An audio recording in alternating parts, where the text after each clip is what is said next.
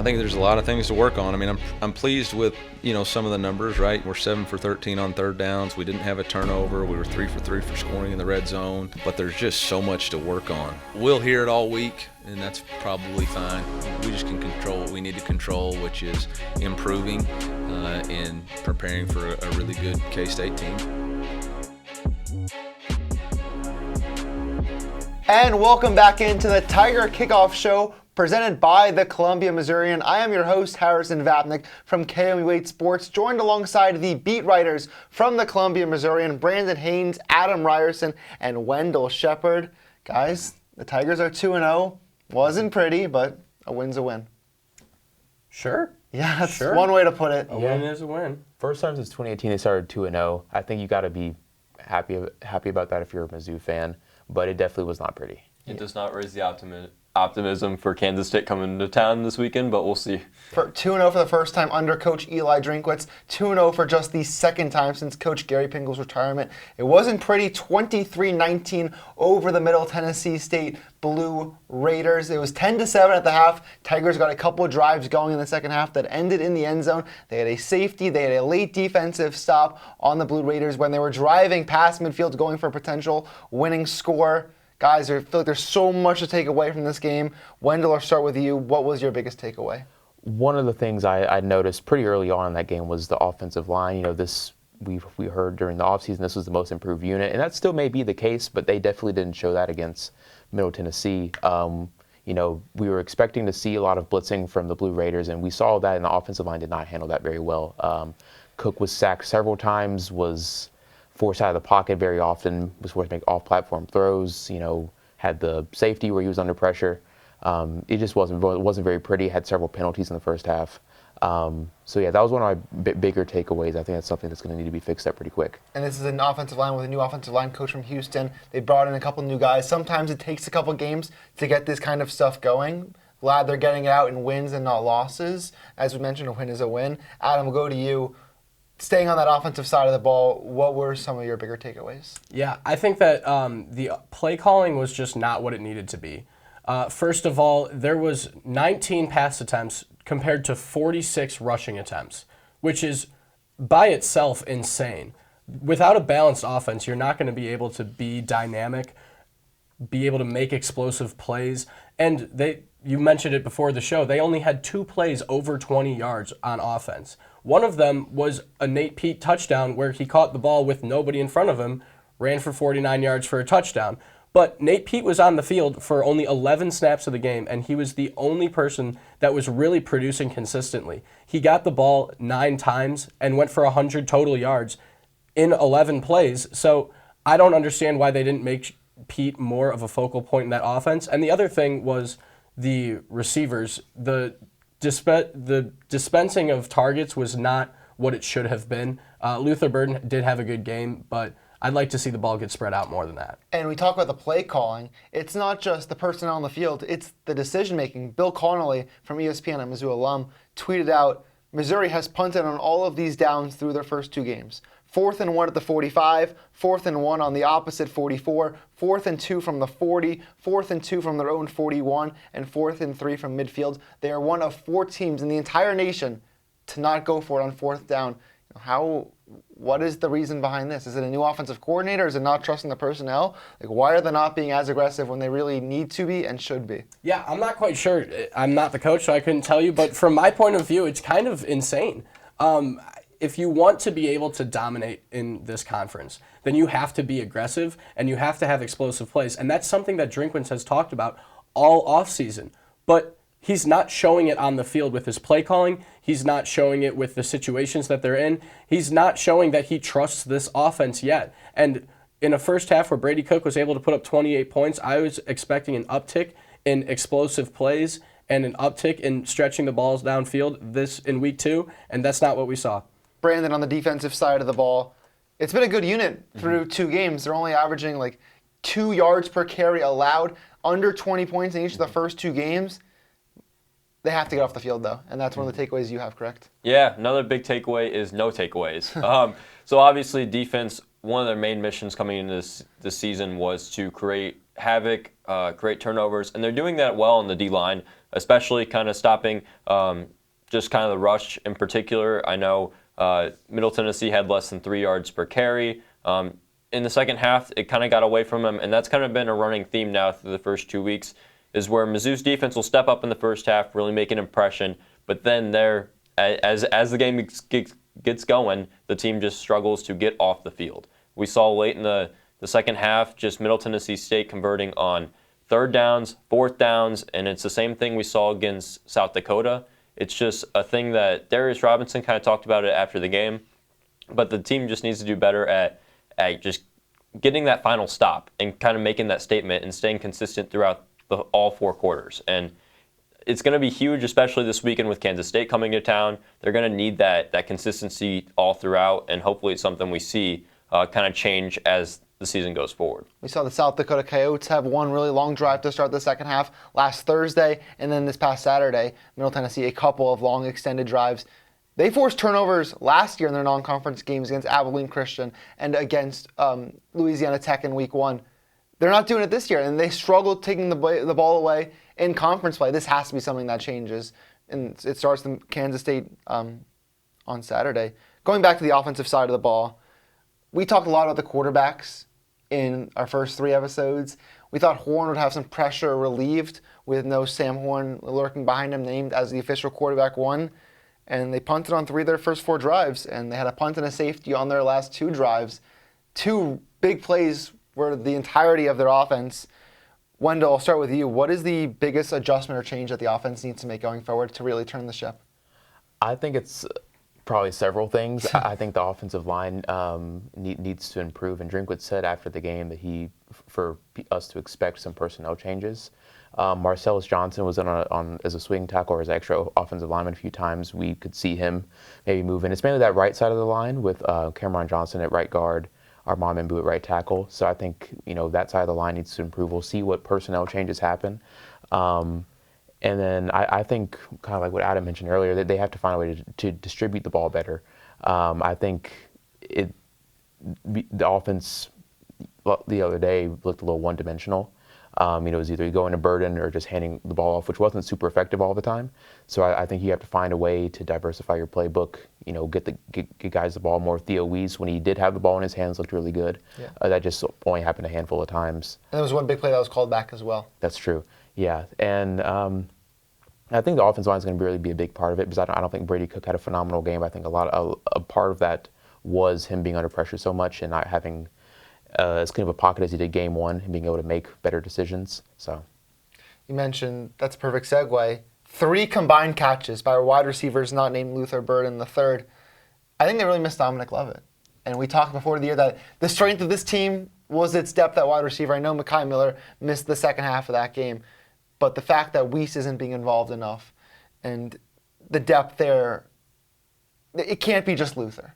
Big game from him. Over 100 yards. His 2 biggest games at Tiger has been the last 2. Right. But it can't be all him. They need to get other guys going. Who can you see taking a step forward, and how can they get other guys the football? Yeah, I think if there's anybody on this receiving core that you want to get more involved from last week, it is Theo Weiss. I mean, he looked like he was the second best receiver on the team. He was getting open. There were a couple chances to hit him deep early in the game that Cook just wasn't able to get the ball out because of the offensive line, like Wendell said. But Moore has said that he wants the whole point of the offense is to get the ball into the playmakers' hands. But I believe that this Missouri team has more playmakers than just Luther Burden and the running backs. So far, the entire offense has been designed around one guy. And this is not Ohio State with Percy Harvin. I'm sorry, but the college football has changed dramatically, and you need to be able to share the targets more than they did. Mookie Cooper didn't even have a catch. Yeah, I completely forgot about him during the course of the game. Didn't even have a catch, and he's somebody that the organization has been talking very highly about throughout the offseason, that they want to get him involved. But you play a Middle Tennessee team that doesn't have the greatest secondary, you don't get one of your best receivers the football, you're not going to succeed in the passing game. Brandon, I'll turn to you. Brady Cook, not his greatest game, but the stats would kind of say otherwise if you kind of look up and down it. How would you evaluate his performance on Saturday? Because he didn't turn the ball over. He did have the one safety, if you want to count that as a turnover. The stat book doesn't, but I think we can. Rushing touchdown, the 2 passing touchdowns. Grade his performance, and where can he find improvement? I think Brady Cook's second half was much better than his first half to start out. I think in the first half, he looked rocky. He looked unstable behind that offensive line. I think that was a big reason why he didn't connect with Burden on the second long pass, was the pressure got to him. He did miss Burden on the opening drive, and his accuracy on a deep pass is not there. And it's something that he has admitted to needing to work on, and he mentioned after the game that he has areas he needs to get better at. Another thing that kind of just stood out to me about Brady's performance is his style of running just looked a bit different against Middle Tennessee. And I don't know whether that was because the blitz that they brought or the offensive line or whatever, but his athleticism just didn't look up to the standard that we've kind of seen from Brady Cook, and especially against a Middle Tennessee State defense that struggled against the quarterback run against Alabama. I was expecting to see kind of more of that from Brady Cook, and it just wasn't there. But as far as Brady Cook's performance and everything like that, I think a lot of it can be attributed to the offensive line. I think the timing there, in Kirby Moore's offense, what we will see with Brady Cook is he will get his completion percentage high. And while that is not a good indication of quarterback play, it does mean he is working at getting the ball to his playmakers in an efficient way. It's just part of that is lacking is that deep shot ability. And regardless of who believes Sam Horn or Brady Cook, probably Sam Horn has the better arm. It's just, does he know the playbook as good? Does he know kind of the routes and everything like that with his receivers? I think that's just the conversation that's going to spark up. But overall, I thought Brady Cook needed a performance to kind of solidify himself, and he didn't do that. And I just think that's something that is going to resonate with Mizzou fans and something that he needs to take into account and kind of hold himself accountable for as they head now into K-State. A big game for the program and something that could theoretically earn him the starting position in people's minds once again. Yeah, we'll have a big conversation about that later this week. You guys agree with that, Adam and Wendell, that Cook was better in the second half, and can he be the guy going forward if this team wants to reach the heights that fans and others around the program have expected them to?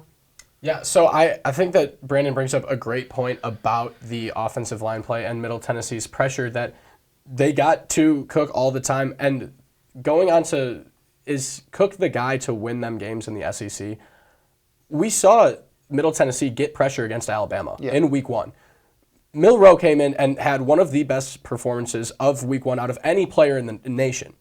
Brady Cook, under the same pressure, maybe a little bit more, but relatively the same pressure, not the same style. I wouldn't say Brady Cook's as explosive as Milroe, but he wasn't able to even do anything against that pressure. He wasn't able to make plays happen. And I think that's the thing that Mizzou fans are really looking for, is they want to have a quarterback who can win them games in the SEC. And as great as a dual threat quarterback as Cook may be, getting it done with his legs and sometimes with his arm, I don't know if he is the quarterback that can really take this Mizzou team to the next level, and that's really what they need right now. Wendell, where do you stand on it? I think it's got to be frustrating if you're a Mizzou fan, because I think, just looking at what people are saying online, they want to see Sam Horn play more. But the thing, at least that you see with your eyes when you watch Sam Horn in the time he's been on the field, is his inability to really handle pressure. He looks uncomfortable in the pocket, and Cook looked uncomfortable as well. But I would not have wanted to see Sam Horn on the field in that game with the kind of pressure that the O-line was allowing. I think, kind of like what you said, I think Cook is a good dual threat quarterback, but I'm not sure he's quite, from what we've seen so far, the quarterback that can really make plays with his arm while he's when he's flushed out of the pocket. And I think that's going to be an issue if the offensive line continues to play the way it did last week. But I don't think that he inspired a lot of confidence with a lot of people in terms of him being the quarterback one going forward. But I'm not really sure that there's a better option at the moment. So yeah, those are my thoughts on that. I don't think Eli Drinkwitz did Brady Cook any favors in this game planning, though.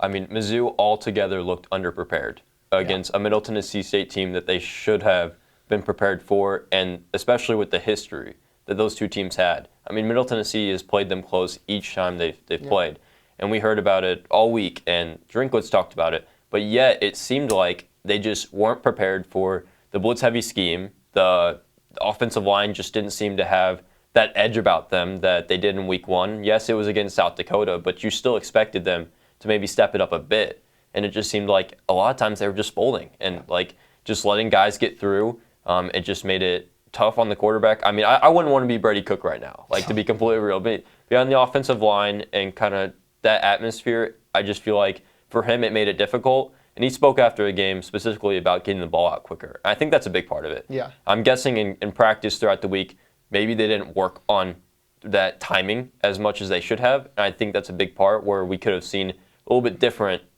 kind of look from Brady Cook if he had worked more towards that, getting the ball out quick. And that's something that, while it may seem super easy, in the moment you never know, as we aren't SEC quarterbacks. We're not coaches, we're quarterbacks. So, yeah, so that's just something that I think we should take into account, too, is the game planning from Drinkwitz, because it just didn't seem like it was all there. And that's just something that it's going to have to change with K-State. And a counter to that is maybe they're not showing everything that they want to show with 2 non-cons against South Dakota and Middle Tennessee State. Maybe they were waiting to open up the playbook against a Kansas State, or as they get into SEC play. Maybe we saw them run trick plays last year, flea flickers, double passes. Maybe they're keeping that in their back pocket to open up the field and really catch their opponents off guard, waiting for the big boys to come to town. Yeah, I think if you're waiting on those flea flickers and trick plays to win games, especially in Power 5 play, then it's not going to be looking too good. But I do agree with Brandon. It did seem kind of like this week was a little bit of a look ahead to K-State. So if they weren't preparing for Middle Tennessee and they're preparing for K-State, then, hopefully they'd put on a better performance than they did. Hopefully a wake-up call. Yeah, I think you have to hope that was the case. It was just a little confusing the way they played, because beginning of last week, Drink was saying we're expecting a lot of pressure. This is going to be our biggest blitz pickup week. And then after the game, he was like, I was very surprised by the amount of pressure we faced. Those two things just he opened up his press conference saying that too. Yeah, so that was clearly the top thing on his mind. Yeah, those things just don't really add up. I don't know if like you were saying, if they were just prepping for something down the line, but they looked wholly unprepared. Yeah. And I don't get how you were surprised by that when you said that a week ago, that you were expecting pressure, but yeah. We are now starting off our new segment, the moments of the game, looking back at the biggest moments that led to Missouri's win. Wendell, let's start right here. Luther Burden, we talked about him earlier, had a massive impact, and he had one massive play on this deep pass from Brady Cook. Yep, 44 yards. This was not just because it's my play, but I think this was the best play of the game here. You see Cook has time in the pocket here, makes a great throw where only your guy can get it. Burden goes up, makes a phenomenal catch in traffic. That's something we haven't seen from him until really this year. Last year he was working more, short pass game here, go up, making that contested deep ball catch. That's something you're going to need down the line. And some good protection there. And Luther climbs the ladder, goes up, makes a great catch. All our video obviously brought to you by KOMU, our great shooters there. Brandon, I'll go over to you. The other big play that Missouri had offensively, the touchdown pass from Brady Cook to a wide open Nate Peat. How did he get so open on this? Well, I think obviously Mizzou talked about that they saw something with Middle Tennessee State's scheme, and they tried a little wheeler out there. Nate Peat gets wide open, and I mean he could have waltzed in that end zone. He had so much open space. We didn't really get to see his open speed there because he didn't have to use it. But those are types of plays that you want to see. Brady Cook obviously getting the ball out quick there. That was an example that we were talking about earlier about what he needs to do.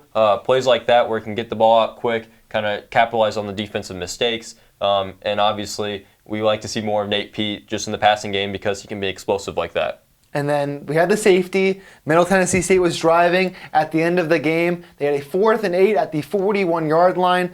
Adam, how do they get this late stop on the Blue Raiders offense? Yeah, I think that this play really captures what the essence is of this defense. You see D-Rob on the edge there. He's going to come in and slice into the B gap. Jay Jernigan's going to wrap around to the C gap. They do a little stun on the D-line. After D-Rob's pressure, it forces quarterback to roll out left. Jernigan's right in his face. Defense is secondary, is playing phenomenal man coverage. They have nowhere to throw the ball. Ball gets thrown short, game's over. that is our show for today. Thank you for watching. Those were our plays of the week. Thank you to the video from KOMU. We'll be back later this week to preview Missouri and Kansas State, the Columbia side of the home and home. We'll be talking what we're writing about this week, previewing all things from the game, and doing our game picks. We will see you later this week on the Tiger Kickoff Show.